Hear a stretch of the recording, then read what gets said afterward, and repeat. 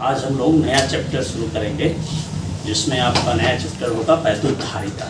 ठीक है, जब आप किसी चालक को आवेशित करते हैं या हमको आवेशित करना होता है तो हम उस चालक को क्या करते हैं कि या तो उस चालक से इलेक्ट्रॉन निकालते हैं या उस चालक को, दूसरे चालक अगर है तो उसको इलेक्ट्रॉन देते हैं। तो जिस चालक से इलेक्ट्रॉन आप निकाल लेते हैं उस चालक पर धन आवेश क्रिएट हो जाता है, और जिस चालक पर आप इलेक्ट्रॉन दे देते हैं जिसको, उस चालक पर ऋण आवेश क्रिएट हो जाता है। तो इस क्रिया में अगर किसी चालक को धन आवेश देना हो या किसी चालक को ऋण आवेशित करना हो तो इस क्रिया में, दोनों क्रियाओं में वाह्यकर्ता को कार्य करना पड़ता है। जैसे मान लीजिए एक चालक है और वह वैद्युत उदासीन है, तो उसमें से एक इलेक्ट्रॉन निकालने के लिए आपको बाहर से कार्य करना पड़ता है, या उस चालक को बाहर से आप ऊर्जा देते हैं तो उस चालक से इलेक्ट्रॉन उत्सर्जित हो जाता है, बाहर निकल जाता है। तो जितने इलेक्ट्रॉन उस चालक से बाहर निकलते हैं उस चालक के ऊपर उतनी संख्या में धन आवेश क्रिएट हो जाता है।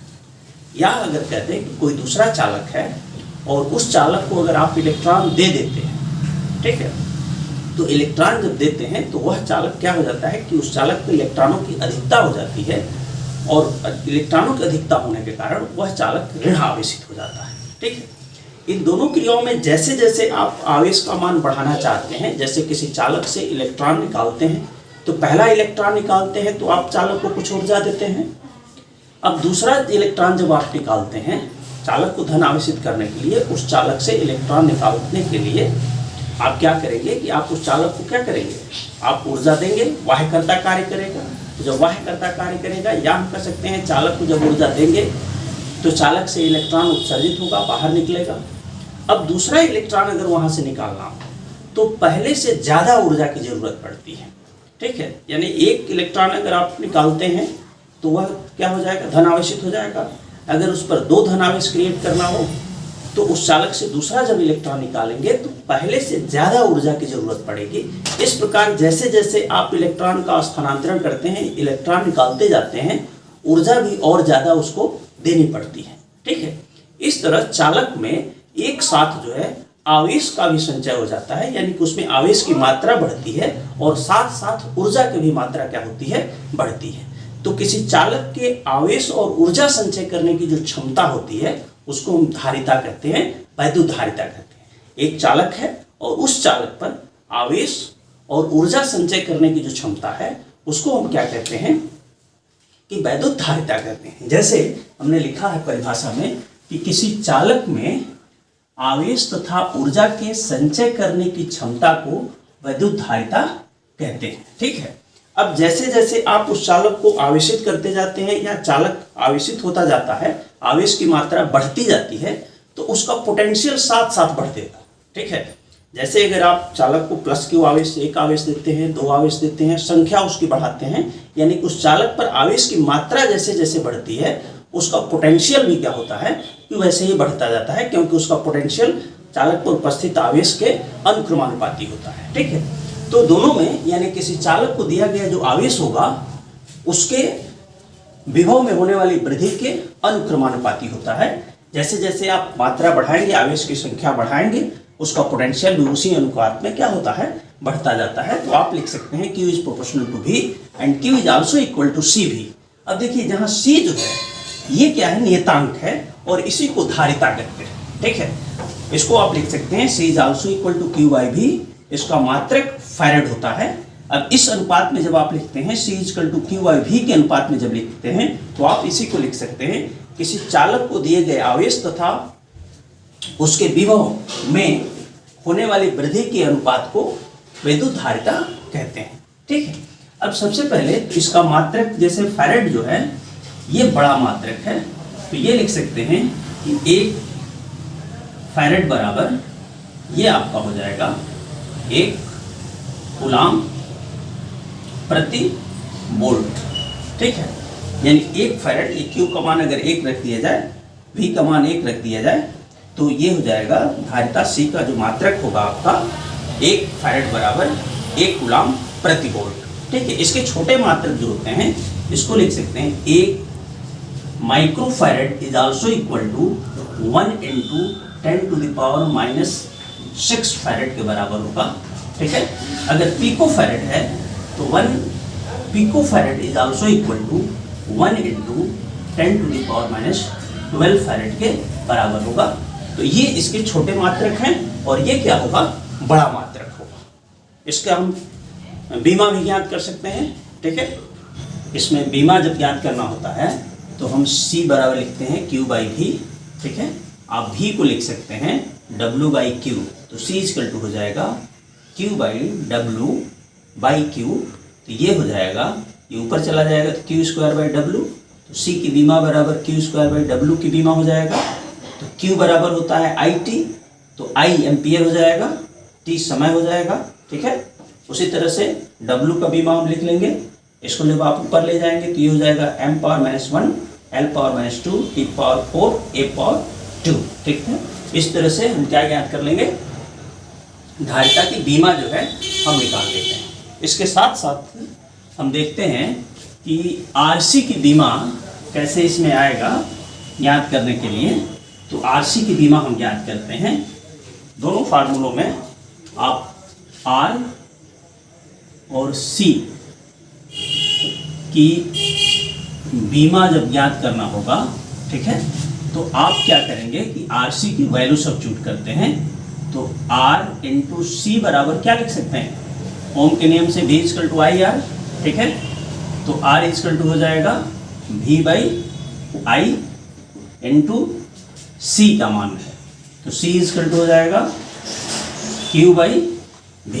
ठीक है, तो ये दोनों कैंसिल हो जाएंगे। ठीक है, तो RC is also equal to Q equal to IT लिख सकते हैं बाई I, तो I से I कैंसिल हो जाएगा, तो RC बराबर होता है T। ठीक है, तो RC की बीमा बराबर हो जाएगा T की बीमा। ठीक है, तो T की बीमा T समय है, तो ये लिख सकते हैं T। ठीक है, इस तरह से RC की बीमा हम क्या करेंगे, ज्ञात कर लेते हैं। अगला टॉपिक हमारा होगा गोलीय चालक की धारिता। ठीक है, जैसे मान लीजिए कोई गोलीय चालक है, तो हम ये मानते हैं कि एक R त्रिज्या का गोलीय चालक है और उस चालक के चारों ओर का जो माध्यम है वह K परावैद्युतांक वाले माध्यम में उसको रखा गया है। ठीक है, यानी R त्रिज्या का एक गोलीय चालक को K परावैद्युतांक वाले माध्यम में रखा गया है। जब आप किसी गोलीय चालक को आवेशित करते हैं तो आवेश उसके बाहरी पृष्ठ पर समान रूप से फैल जाते हैं, जिससे गोलीय चालक का जो बाहरी पृष्ठ होता है वह समविभव पृष्ठ हो जाता है, क्योंकि उसकी त्रिज्या जो होगी, गोलीय चालक की जो त्रिज्या होती है वो कांस्टेंट होगी, नियत होगी। ठीक है, जैसे मान लीजिए कि यह हमारा R त्रिज्या का एक गोलीय चालक है जिसका केंद्र O है। ठीक है, और इसको प्लस Q आवेश देते हैं, तो आवेश इसके बाहरी पृष्ठ पर समान रूप से फैल जाएंगे। अब इसके केंद्र से और पृष्ठ की जो दूरी होगी इसकी त्रिज्या होगा। ठीक है, तो इसका पोटेंशियल जो होगा, यानी कि इसके पृष्ठ का जो पोटेंशियल होगा वो एक समान हो जाएगा, जिससे गोलीय चालक का बाहरी पृष्ठ जो होता है वह समविभव पृष्ठ हो जाता है। यानी गोलीय चालक के बाहरी पृष्ठ पर स्थित किसी बिंदु पर पोटेंशियल जो होगा वो एक समान होगा, बराबर। ठीक है, वैद्युत बल रेखाएं जो होगी वो हमेशा पृष्ठ के लंबवत बाहर की ओर कार्य करेगी। जैसे ये वैद्युत बल रेखा अगर खींचा जाए तो बाहर की तरफ कार्य करेगा। ठीक है, तो इस संपूर्ण आवेश को गोले के केंद्र पर मान करके हम इसके पृष्ठ पर पोटेंशियल ज्ञात करते हैं कि इसके पृष्ठ पर स्थित किसी बिंदु पर पोटेंशियल जो है इसका कितना होगा। तो ये मान लीजिए, जैसे हमने लिखा है कि माना R त्रिज्या का एक गोलीय चालक को K परावैद्युतांक वाले माध्यम में रखा गया है। चालक को Q आवेश देने पर आवेश चालक के पृष्ठ पर समान रूप से फैल जाते हैं, जिसके कारण चालक का पृष्ठ समविभव पृष्ठ बन जाता है, क्योंकि उसकी त्रिज्या जो होगी या उसके केंद्र से इसके पृष्ठ की जो दूरी होगी ये समान हो। ठीक है, तो गोलीय चालक के पृष्ठ पर पोटेंशियल होगा V इक्वल टू 1/4πε0 K, यानी कि चालक के चारों ओर का जो माध्यम है उसका परावैद्युतांक K है Q/R। ठीक है, तो सबसे पहले हम इस गोलीय चालक के पृष्ठ पर स्थित किसी बिंदु पर, यहाँ पर या यहाँ पर या यहाँ पर कहीं पर भी हम उसका पोटेंशियल ज्ञात करते हैं V = 1/4πε0 Q/r। ठीक है। अब इस गोलीय चालक की धारिता हमको ज्ञात करना है, तो धारिता का सूत्र मालूम है, गोलीय चालक की धारिता हो जाएगा C = Q/V। ठीक है। अब इस फार्मूले में हम V का वैल्यू क्या करेंगे, सब्स्टिट्यूट कर देंगे। जब आप मान रखेंगे, इसमें जब आप मान रखते हैं तो ये हो जाएगा Q/, ठीक है, ऊपर हो गया Q, ये मान नीचे आ जाएगा, नीचे हो जाएगा Q, अब ये ऊपर चला जाएगा तो ये हो जाएगा 4πε0 K, ठीक,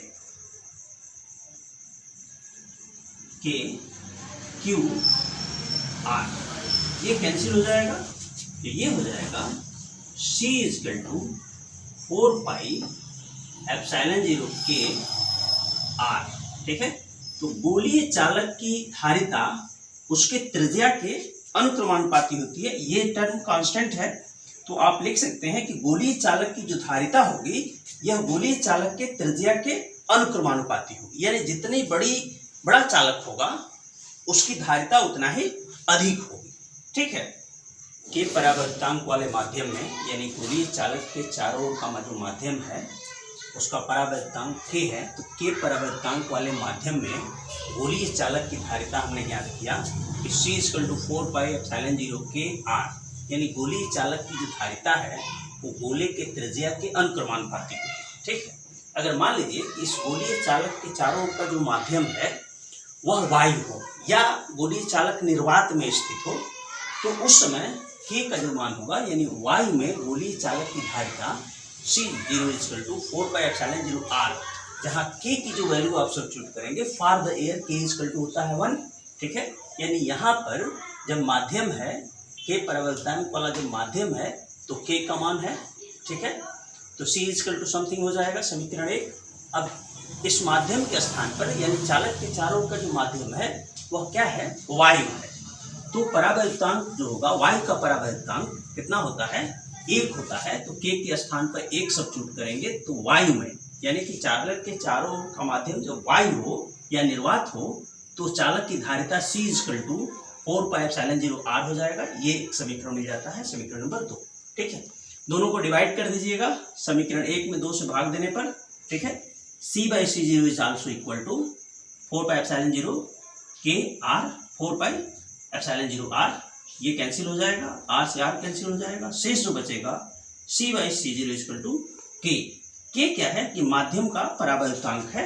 यह माध्यम में गोलीय चालक की धारिता है C, माध्यम में गोलीय चालक की धारिता C है, यह निर्वात में गोलीय चालक की धारिता C0 है, का अनुपात is also equal to K के मान के बराबर होगा। हमने लिखा है कि किसी माध्यम में गोलीय चालक की धारिता तथा निर्वात में या वायु में गोलीय चालक की धारिता के अनुपात को उस माध्यम का परावर्तांक कहते हैं। ठीक है। इस तरह से हम गोलीय चालक की धारिता क्या कर सकते हैं, ज्ञात कर सकते हैं।